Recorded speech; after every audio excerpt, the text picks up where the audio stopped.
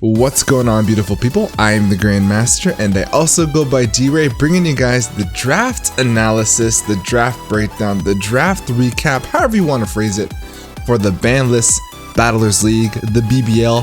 I'm very muy excited for this league. Out of all the leagues, which is a lot that we've been playing in recently, this is gonna be probably the one I pay the most attention to, probably the one that I'm most excited for out of all of them. I don't think I've been this excited to play in a draft league rather than the NCP. And I'm a commissioner of the NCP, one of 3. And so this league, it's gonna be something on top of my priority list. I'm gonna have a lot of fun with this league. It's gonna be fun to experiment with it. It's gonna be a good time. For those who don't know, I actually was in this league last season that they had. I believe that this is season 7. From what I understand, I think I could be wrong, but I was in last season that just finished, and unfortunately I did have to drop. There was some unfortunate life circumstances, some stuff that I just wasn't in my control that pulled a lot of time away from making content. And this is the league that had to bite the dust because we had just started it. I was around for the draft. I did draft the team, but I had to give the keys to one of my good friends, my good buddy, my brother, mi hermano, GlitchhxCity, whom just so happened to have won the entire thing. Homeboy took my team, made like 2 or 3 changes, took it to the championship, and brought home the gold. So shout out to GlitchhxCity for winning the entire thing with our squad, which is really cool. I thought that was a cool little preface for you guys to know. Is that something foreshadowing for this league, for this season? Who knows, right? I don't want to put that juju, I don't want to put that pressure on the guerrilla tactics, but here we are. We actually are participating in the next season. Thank you so much to Olivia Sama for inviting us back for this season. I know it's kind of a pain in the ass whenever a coach has to drop, but I know that she knows that there's nothing I could have done. I wanted to play in the league. I just literally could not. So I'm super excited to be here now. Today we're going to talk about the team that we drafted, what we drafted, what our thought process was throughout the draft, etc. So if you're excited for it, do me the massive favor and icicle crash that thumbs up button. If you're new, por favor, hit the subscribe button, turn on post notifications, hit the bell button so you get notified every single time we post a new video. If you're ready, pull up a chair, get your popcorn ready, and hit the lights.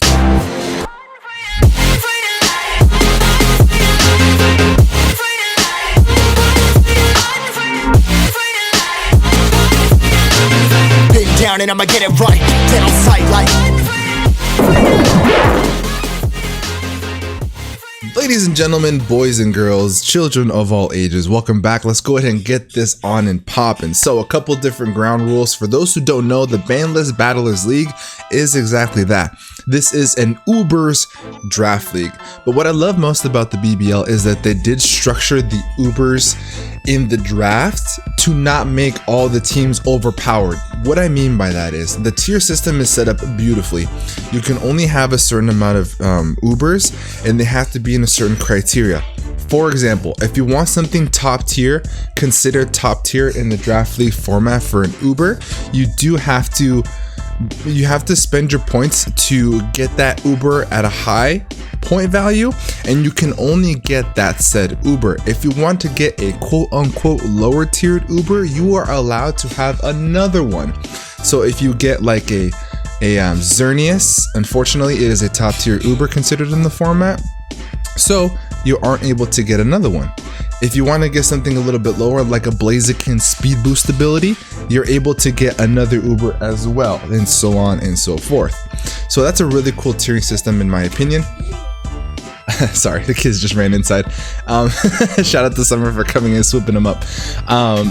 So that's really cool. So not all the coaches can't just like stack their teams with Ubers, plus there isn't enough anyway, but it's cool to be able to kind of level out the playing field in regards to how good an Uber can be. From what we've seen in the past, the BBL is a very established Ubers draft league, so they've definitely experimented with this formula and it's worked to great success. So I don't actually remember. Let me look up right now before I even get moving forward. So let's go ahead and look at the draft chat and remember what pick we were at. So let's see, draft pins. We were in position number oh, that's right.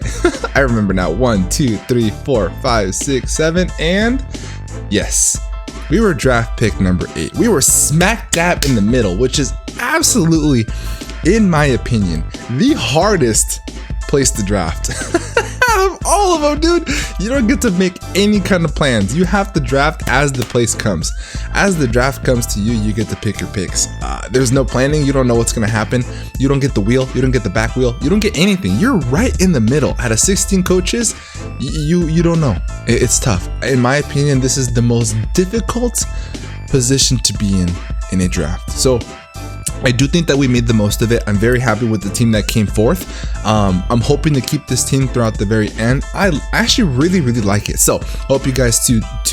At the 8th position, my thought process was this. There was a couple Ubers in there that were still pretty top tier, including Lunala. Lunala was there. It was in the category highest, the top, which means that it is considered one of the best Ubers to use in draft league format.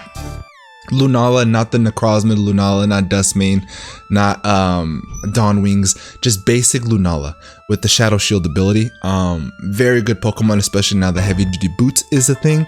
I could have definitely swooped that Pokemon up. I was debating it. I really was. Last season, I did draft Zekrom, and I was very excited to use Zekrom. Kurt did end up keeping Zekrom, but my biggest knock when that draft was over, even though the entire team was phenomenal, is that unfortunately in a draft league where you can use Ubers, I was only allowed to use one.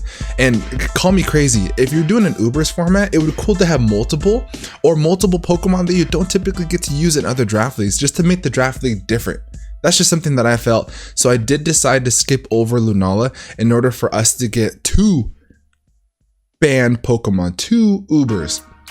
So we decided to just let someone else have Lunala. So we took instead Genesect. So Genesect was there on the board. And in my opinion, this was not too early at 8. There were other Pokemon that were on the board that were tiered higher than Genesect. But Genesect is a jack of all trades. And I knew for a fact, verbally confirmed by multiple coaches in the league, that this would not make it back to me. So I really wanted Genesect. So if I wanted it, I had to pull the trigger now. So Genesect was our very first pick overall in this draft. This is a steel and bug type Pokemon with base 120 stats. This thing is crazy strong on the physical side and the special side, and with the ability download, this thing is going to be really nice to be able to sweep teams if not break them. So what download does, it basically analyzes the Pokemon that it's in front of when it comes out of its ball, and if that Pokemon has a lower special defense, then Genesect gets a +1 special attack boost, and vice versa. If Genesect comes in on a Pokemon that Pokemon has a lower defensive stat, it gets a +1 attack boost. So it's always going to boost the opposite, whatever the lowest stat is on the opponent that's on the field that Genesect is staring at, which is absolutely phenomenal. Basically beating down whatever's in front of him. So you can run mixed sets, special sets. This thing gets coverage up the wazoo, like Bolt Beam, Thunderbolt, Ice Beam, and Flamethrower. It gets access to its stabs like U-Turn for momentum as a stab move, as well as Iron Head, which is really nice. Priority in extreme speed. This Pokemon is phenomenal. It gets really good setup opportunities, like with Shift Gear is really nice. So this can be a really good early game breaker, or it could be an amazing win con late game sweeper. So this thing can fill out a lot of roles offensively and causes my opponent to force prep. Basically, they have to figure out how they can survive Genesect. And even though, like I said, there's other Pokemon that were considered higher top tier, I think that this pick was something that was definitely needed. So very excited to have Genesect here on the squad. Very excited. So with the next pick, we decided to think of what exactly we wanted to pick from there. So sorry, I was looking at something else on the computer. That's why I was saying something funky. So let me actually do something real quick on my computer so I don't get anything all mixed up. Perfect. Okay, cool. Anyway, some audio stuff I had to fix. Anyway, so moving forward, now we wanted to come back and get our second Uber Pokemon, something that would pair with Genesect pretty well. Something that would cover its weakness, which is only 1. It's a 4x weakness. It's fire. So I want to get something to be able to switch in on fire types and to be able to handle those fire types. I wanted something to be able to help break whatever Genesect is not going to be able to break. or vice versa. I want to pick a Pokemon that Genesect can break 4, which basically was what we did. We were lucky enough to pick up Reshiram. So we have Reshiram to pick to get things going in round number 2. Mind you, there's a lot of picks that went before these two. So the fact that I was able to squeeze these two out at 8th pick, I think is a steal. Phenomenal. Last season we had Zekrom. This season we have Reshiram.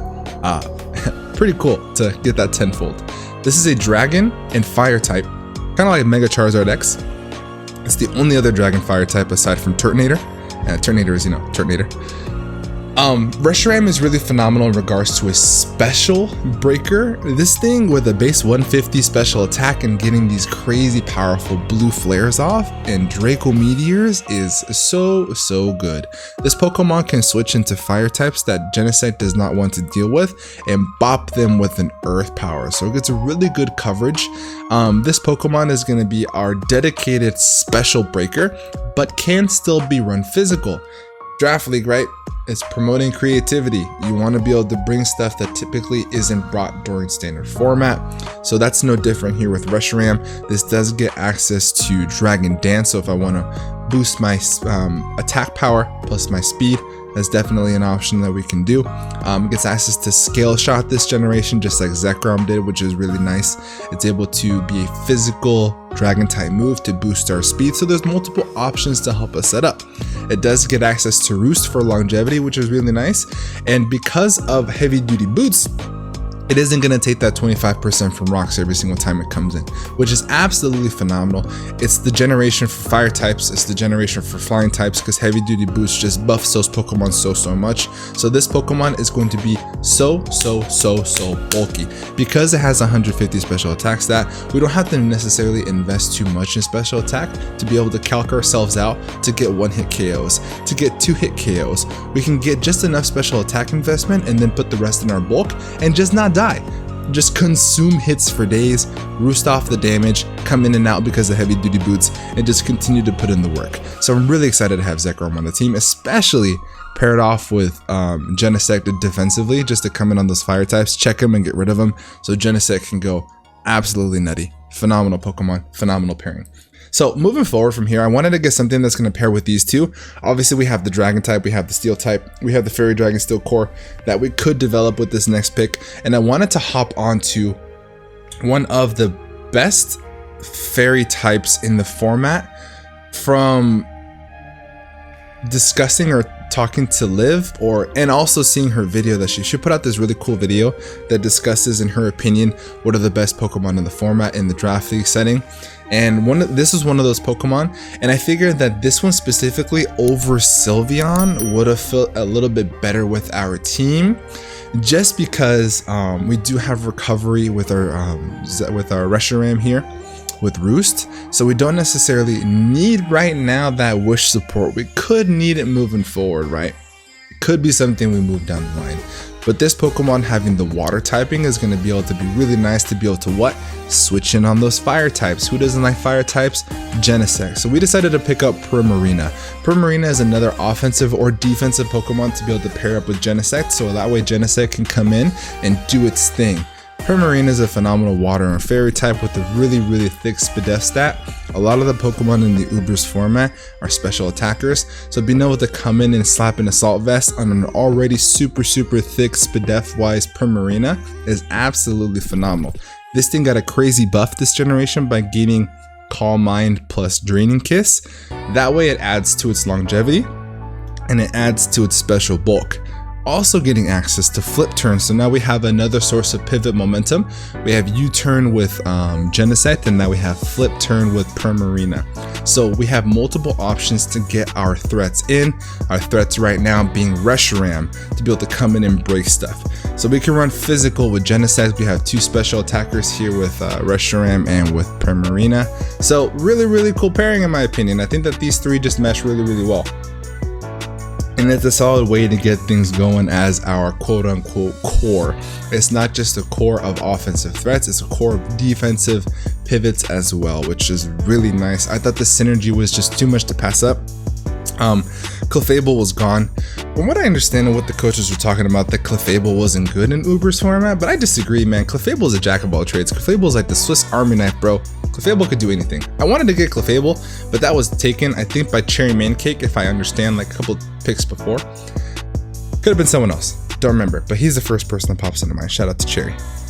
So we decided to take Primarina over Sylveon. I think it's going to be much better. I love Primarina as a Pokemon, so very excited for the mod. And then being able to, let me rephrase this. Being our first Uber season, quote unquote, because we didn't play last season, we just drafted it. I don't know what to expect in this format. Mind you, every coach is going to have one, if not two Ubers. Everything else is going to be like a normal draft league, right? So I wanted to get a Pokemon that I could dip in a little bit less points right now and to be able to secure it. With the next few picks, I secured pieces to my team that I'm definitely going to need for allow this core to function perfectly together. I wanted to dip down a little bit because now that everybody picked their Ubers, now they're going to pick the top tier Pokemon and start to waste their points. I wanted to go with a team that was very spread, that is very balanced and not top heavy. I wanted to be able to have options this time around. I've done a couple teams that are very top heavy and had like 3 or 4 Pokemon that were very low tier and very niche picks. So I decided to just be very, very balanced this time around. So I wanted to dip down to the lower tier points. That isn't too low, but it's pretty low. Some say this may have been a little bit early, but not in my opinion. This Pokemon is a Swiss Army knife. With the next Pokemon we picked up, Silvally. Silvally is going to be really, really nice, especially in the Ubers format. Base 95 stats from top to bottom, from HP to speed, phenomenal. With the Archaea system ability, you basically just throw on a drive and it changes its typing to whatever you want. The base form is normal, so if you want to be a normal type, you can throw an Assault Vest, you can throw a Life Orb, you can throw Heavy Duty Boots if you want to, and it gets an item, and it's a normal type. So now we have a Ghost type check. Phenomenal. A lot of the Ubers are Ghost type. Giratina, Marshadow, which has no switch-ins, but at least it's something. we could throw a Chople Berry on this, and then it becomes a semi-niche, Marshadow check, because Marshadow is broken. It could be something, right? But essentially, it's a normal type that has the ability to be able to change typings depending on the matchup, which is so valuable. Gives me Defog, so I can get rid of removal. Right now, all I have for defog is Reshiram, and Reshiram does not want to defog stuff. Reshiram wants to punch holes. So now we have a defogger in Silvally. We have Parting Shot, which is phenomenal for Genesect or for Reshiram, so they can set up. Parting Shot is another pivot move to be able to stack onto U-turn and flip turn that we have right now, and it reduces attack and special attack of the opponent by 1, so that way anything coming in is not going to get as much damage taken because of the Parting Shot. And so it's a good pivot momentum move. Gets a really great coverage. Again, being able to change the typing depending on the matchup is going to be so nice, and I like Silvally. Silvally is probably one of my top 5 favorite Pokemon just by design. Top 5 for sure. 1, 2, 3. Yeah, I think it's like my 3rd or 4th favorite. I like Silvally a lot. So I'm super excited to be able to scoop this up, and every time I try to get the chance to use it, it always gets drafted. So I wanted to dip in the 4th round and pick this up early for 12 points, which is really nice. So with the next pick, we wanted to pick something up that was relatively low points as well, but it's going to help us out with something that we really need right now. We don't have Stealth Rock, we don't have hazards, we don't have anything. So we wanted to be able to get a hazard. We want to get a Pokemon that we can come in on ground types. We have a Pokemon that we want to be able to check water types. We have a Pokemon that want to check rock types, because Reshiram doesn't like rock types. Reshiram doesn't like ground types for the most part because it is weak to them. Primarina doesn't necessarily like the grass types, although it does get Ice Beam coverage. We want to be able to break those, and we also want to break water types that want to come in and take our Steel type stab from Genesect and our Fire type stab from Reshiram. So we wanted to get a good grass type with phenomenal utility, so we picked up Celebi. This is actual recommendation from my boy Just Kurt, who took my team last season. Phenomenal Pokemon to be able to just literally be a glue to the team. Gets rocks. Stealth Rock checked off. Now we have Defog and Stealth Rock with our first 5 Pokemon. So good. Now we have Recover, not just Synthesis. It's one of the few Pokemon, I think it's one of the only Pokemon that's a grass type that gets access to Recover. I think the only other one is Cradilly, if I understand correctly, but this Pokemon gets Recover over Synthesis, and that is huge because there's gonna be a lot of weather teams in Ubers. There's Sun with Groudon. Someone drafted, I think, Sand, and someone drafted Rain as well. So this is a Pokemon that gets access to Recover and is a grass type, which means that its recovery is not hindered by the weather, which is really, really nice. It gets consistent recovery of 50%, and it's never gonna get dropped down to 25 because something that isn't the sun, so like rain or hail or something like that. So very, very nice. And this Pokemon gets a really good momentum as well with U-Turn and Healing Wish, because if it gets to the point where I can't run recovery on Reshiram, or if I need recovery on Genesect, I can click Healing Wish, sacrifice our girl Celebi here, and then just bring back up to health whatever comes in next that we need, which is really nice. Gets great coverage and Earth Power to be able to hit those fire types that we were talking about before, to be able to hit those rock types, which are really nice. Plus it's stab and grass typing. It's a really good psychic type, so it's a good switch into fighting types for the most part, right? Because it is 4 times weak to U-Turn. A lot of fighting types get access to U-Turn. We do have to keep that in mind, as well as some dark coverage. There's a lot of fire types out there that can knock off. So there's a couple different things that are negative here, but the positives outweigh the negatives. And I think that this is going to be really nice for Celebi here.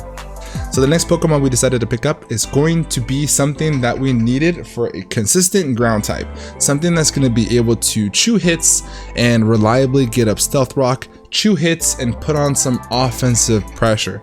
So the next pick, we decided to stay in this balanced style mindset, and we picked up Piloswine. I wanted to get Mamoswine here, just get a little bit more points, but unfortunately Mamoswine I think was picked like 3rd round or something like that, so unfortunately we did have to go with Piloswine, again being in the 8th position. Oof. So Piloswine is the next best thing. Baby Mammo, right? So this is the secondary evolution of that line, being able to have access to hold the Eviolite and get that 1.5 times boost to both of its defenses. Oh my god, my phone is going crazy. It's summer, she's blowing me up with a bunch of stuff. Anyway, Piloswine is a phenomenal Pokemon to be able to chew hits because it is so chonky with the Eviolite. Also getting access to the dual typing of ground and ice, very good offensively. So it's not just going to be soaking up hits, it's going to be able to put in that offensive pressure with a base 100 attack. Very, very nice. Not having to invest in the defenses because of the Eviolite and being able to invest in HP and attack is very, very, very, very, very, very handy. And access to Stealth Rock, it's able to chew hits and be able to get those up reliably. And also having access to Oblivious. Oblivious is really nice to be able to get to be immune or bypass Taunt, which is phenomenal. Taunt basically keeps you from setting up rocks or doing any kind of setup. So if we want to get up rocks reliably, we could definitely do that with our Piloswine. Having access to Thick Fat to reduce and eliminate the weakness of fire and making us be resistant to ice is really nice, because without Thick Fat, it's neutral. With Thick Fat, it's a resistance, which is super nice. So offensive ice types are very, very prominent in the Ubers format because everybody has a dragon type for the most part. So people bring those offensive ice types, so it's nice to be able to have a switch into those. Piloswine is going to be really nice to be a good defensive piece to switch in, soak up hits, and get up rocks and deal damage.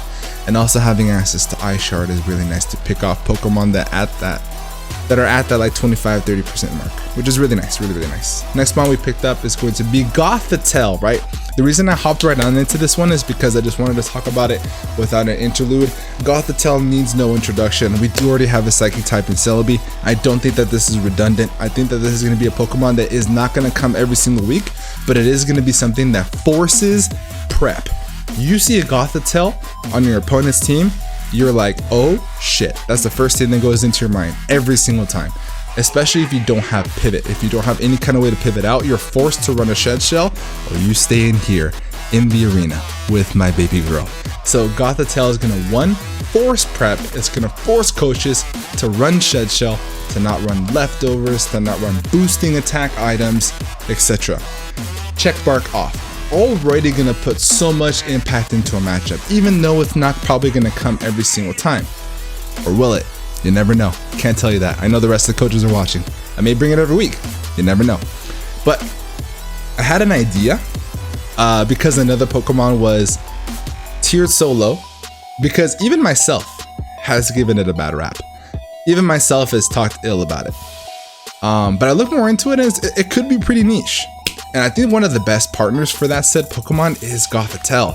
Gothitelle is going to provide us with a very thick Psychic type Pokemon that's just going to be able to eliminate threats that stand in the way of Genesect and Reshiram. Threats that stay in the way of Celebi. Pokemon that are just needing to be removed from the matchup in order for our offensive pieces to be able to flourish. Very, very important in Draft League setting. I love Gothitelle. This Pokemon was an awesome pairing with Dracovish to be able to get rid of those Dracovish threats that I had in the UBL. Now we're going to do the same thing in the BBL for this next Pokemon. With our next pick, we decided to dip even lower because this Pokemon I think should not be 5 points. Mind you, I also talked ill about this Pokemon before I saw the calcs. Dude, if you can get rid of one said very prominent typing, everybody has a ground type. This typing is going to be tough to flourish, but in my opinion, if you can pair this up with Gothitelle, because a lot of ground types don't get pivot momentum, I'm sure some of you already figured this out. For 5 points, we picked up a really good rapid spinner with offensive presence. We picked up Regieleki. So, Regieleki, one of the best top tier Pokemon in the doubles format. I'm having so much fun playing with this in doubles. I'm going to be streaming, by the way, pretty soon to play this on what I want to say, Sword and Shield. I'll be doing a lot of streams to be able to hang out with you guys pretty soon, so no, don't worry about that. But anyway, in the singles format, it does lose like 90% of its offensive presence because of the abundance of ground types. Every single team is almost forced and is required to have a ground type. And this thing doesn't get very good coverage. Having a base 100 attack and special attack is really nice. And being able to boost it with the Transistor ability, which is basically going to give a choice specs boost to its electric type hits. And with the base 200 speed, there is nothing faster in the game. This is the fastest Pokemon in the entire game. It outspeeds timid choice scarfers, I think at the base 105 mark, which is crazy. Absolutely crazy. Nothing should be that fast. But it gets hard walled, like stone hard walled, like no, not today, kind of stone walled by ground types. That's where Gothitelle comes in. The vast majority of ground types do not get access to any kind of pivot, so they don't get access to U-turn. A lot of them don't. Landorus obviously does. It's the first Pokemon that everyone starts to think about. Teleport. They don't get flip turn. Some do like Swampert, but the vast majority do not.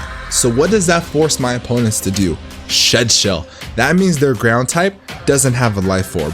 That means their ground type doesn't have a Leftovers. That ground type doesn't have a Yachi Berry to be able to defend themselves from Piloswine. That Pokemon doesn't have something to benefit their team. So what that means is that now they're crippled on their ground type because they have to respect Gothitelle. And if they don't, typically Gothitelle is going to come along with Regieleki. If you didn't bring a Shed Shell, Gothitelle is going to trap you. And getting access to Energy Ball, being able to get that super effective damage to eliminate the ground type. Once that ground type goes down, Regieleki starts to go to work. So I'm very excited to pair these two specifically together, and getting them both with 21 point value I think is really nice. They're not going to come every week. I don't need them every week. Or do I? But together, I think that they're going to be such a good tag team duo, and we're just hopefully going to watch and see if it works out. I think that this is going to be the best way for Regieleki to succeed, aside from building an entire team that's going to force ground types to think outside the box. So very excited for it. Very excited for these two pairings. Rant is over. With the next pick, we basically have to fill a lot of things here, right? So I wanted to pick up Gothitelle and Regieleki with the hope that this Pokemon would still be there, and if it wasn't, we were able to grab another Pokemon that was Skunting. But instead, we decided to grab, because it did end up staying there this late in the draft and it had no business being there, is Drapion. Drapion is going to be a phenomenal Pokemon to be able to be filling in holes that we needed in the squad. The dark and poison typing, phenomenal. We can run the dark and poison typing with Silvally. I'm not worried about filling out types. I have Silvally. That means I don't have to worry about filling out a quote-unquote type quota. So having that Pokemon there to take off that pressure from Silvally is really nice. The best Silvally teams are teams that don't need Silvally there. So Silvally can do whatever it wants, essentially. So I think that we did that. Drapeon's gonna be able to fill a mold to be our T-Spiker. Phenomenal. The dark typing, so we don't get mauled by any kind of setup psychic types. Reuniclus, we're looking at you. Stored power, mono stored power for Mew, not an issue here now anymore. Having access to knock off to get rid of items is phenomenal. The crit sniper set is something that we definitely can run this season. I'm very excited for that. Being able to be a good taunt user or stall breaker is phenomenal. Who knows? I got confirmation that acupressure is legal. I may run acupressure, you never know. So Drapion is a phenomenal Pokemon to be able to put that offensive pressure and fill in those roles that we didn't have right now. So super excited for Drapion. This next Pokemon we picked up is going to be a Pokemon that's going to fill out a speed tier, because right now if you look at our speed, it kind of sucks. Our fastest Pokemon is Regieleki at 200, and then our next fastest Pokemon is the Celebi. So there's nothing in between. I wanted to get something that hits over the benchmark of 110, and something that we don't have type wise is flying. Stab, bird spam is phenomenal on most matchups, because of everyone's gonna have a stretched out steel type, right? Stretched out ground rock types. So I wanted to get an offensive or a can be somewhat defensive support flying type that hits that benchmark. We decided to pick up Tornadus. Tornadus is going to hit that 111 base speed tier, outspeeding those really crucial 110 base speeds, which is really nice. Getting access to Stab Hurricane is phenomenal. It doesn't get Brave Bird, obviously, because he's not a bird, but I don't know, Pokemon logic be like that sometimes, I don't know. But doesn't have Roost, which is unfortunate, but hey, being able to get a 125 special attack stat, hit Hurricanes, whoo, plus Air Slashes if I need it, if I don't feel too frisky that matchup. Very, very nice. It can run Defiant 1 week, so it's able to basically increase its attack strength whenever its stats are reduced by my opponent. Like said, Intimidate, I can boost my attack that way, so Intimidators can't come for free. They do have to think about Tornadus. Does get access to Prankster as well, so Prankster Tailwinds would be really nice to be able to boost the speed of our Uber squad up there. So that's really nice to think about, that my opponents have to think about. Prankster Taunt, I think it's Taunt as well, so a really nice set of utility options for Tornadus. But being able to hit that 110 base mark with some really good coverage and Flying Stab like we talked about, knock off to be able to get rid of items and for dark types, gets access to U-turn for pivot momentum, which is really phenomenal in my opinion. So a lot of things that Tornadus can do and can put on offensive pressure and be that support for the team. So really nice to hit a lot of check marks on the team. So if you look at our squad, we really dipped down low in points, and we're able to get every single Mon on this team has something to do. Everything has a role. Any Pokemon can come in any given matchup, and that's what I wanted at the start of this draft. So moving forward, we had to start to dip into our lower tiers to help us out with the Pokemon that we have. Everything that you see on your screen now is going to come or can come every single matchup. So I wanted to fill in these low tier picks with things that are going to be extras, things that are going to be hole fillers, things that are going to be little gaps in the system that my opponent thinks that they can start to take advantage of. So right now our steel type is Genesect. That's an offensive Pokemon in my opinion. So I wanted to get a steel type that's more defensive and gives us the rock typing, because the rock typing defensively can be very, very good. This Pokemon specifically, I've not really looked into. Shout out to the front office, shout out to the goons that they actually brought this to my attention. So we actually decided to pick up Aggron for 3 points. Aggron is a phenomenal steel and rock type Pokemon with access to Sturdy, which means that it has a built-in Focus Sash. And with heavy duty boots, we are guaranteed to have that one hit that doesn't knock us out. That happens a lot with rock types. Having super effective damage, especially having that 4 times weakness, I should say, to fighting and ground. No matter what, with sturdy and heavy duty boots, I can eat a hit and get hit off, guaranteed. Or I can set up Stealth Rock, guaranteed. This Pokemon is a phenomenal offensive threat, a good defensive piece. With an Assault Vest, it can come in and chew hits. It's really, really nice. And if I play a Sand team, it'll get that Spadef boost. You never know, we can get pretty creative. But Aggron isn't going to be a Pokemon that comes every single week, but it's going to be able to fill the defensive capabilities that Genesect cannot do. So I'm really excited to have Aggron. I'm really excited to try Aggron. And for 3 points, I think it's a steal. So we're left over with 1. We're going to have a full 12 Pokemon squad. Look at my team. Everything can come. Very, very exciting. Again, I wanted to get another typing that we have already. But if you look at my squad, I love one specific hazard, and that's spikes. For 1 point, this Pokemon stood out of all the 1 point Pokemon. We decided to pick up Glalie. Glalie is not going to be coming all the time. Glalie is going to be a good cheerleader. Glalie is our solid ice type Pokemon that's going to be representing the Gorilla Tactics with its typing, right? But getting access to Freeze Dry with base 80s across the board, HP, attack, defense, special defense, speed, base 80s. Really, really nice for a 1 point Pokemon. Freeze Dry, one of the best moves in the game to eliminate Pokemon that it's faster than, that are 4 times super effective, naming Seismitoad, Swampert, Quagsire, Gastrodon. I think all of them got drafted. Now we have a check to every single one of those, so we don't have to bring Gothitelle, and knowing that they have Flip Turn, we can bring Glalie and get rid of those threats with a Freeze Dry. Phenomenal synergy with the team that we got going on, so Regieleki can go nutty. Gets access to Ice Shard for priority and Spikes. Spikes to be able to set that up. Right now we don't have Spikes. I think that's really nice. The utility of Freeze Dry, Spikes, Ice Shard, already phenomenal. If I want to just lead this, set up Spikes and explode, go boom with Explosion, phenomenal. Very good Pokemon, I think, for 1 point, in my opinion. So that is going to be the team for this season of the LA Gorilla Tactics. I'm sorry this one is a little bit long. I wanted to really go in depth with this team breakdown because this season does mean a lot to me. I think I'm going to put the most time this season in the BBL, the time that I have. This one means the most to me. Last season, Kurt, my buddy Kurt, he won the whole league with my team. I want to win this league to follow it up. That would be such a Cinderella story. I think that would be so crazy. So I do want to put my real time in the BBL. I'm very excited to be here. This league has a very long, powerful lineage. It's been around for a really long time. Some really epic players have played in this league.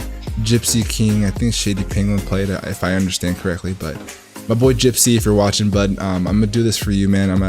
Hopefully we'll chat a little bit and see if we can get this going, and hopefully put myself up to really get this really strong run. So I'm very excited for these. I think this is 8 weeks, 10 weeks. I don't remember how long this season is, but I'm very excited for the BBL. Let's put in the work. If you guys like the team, let me know down in the comment section below. If you're new here, hit the subscribe button and join us during this journey. And if you enjoy, smash the thumbs up button. And with that being said, I'm gonna get the heck up out of here. Have a great rest of your day, and above all else, be nice. Peace.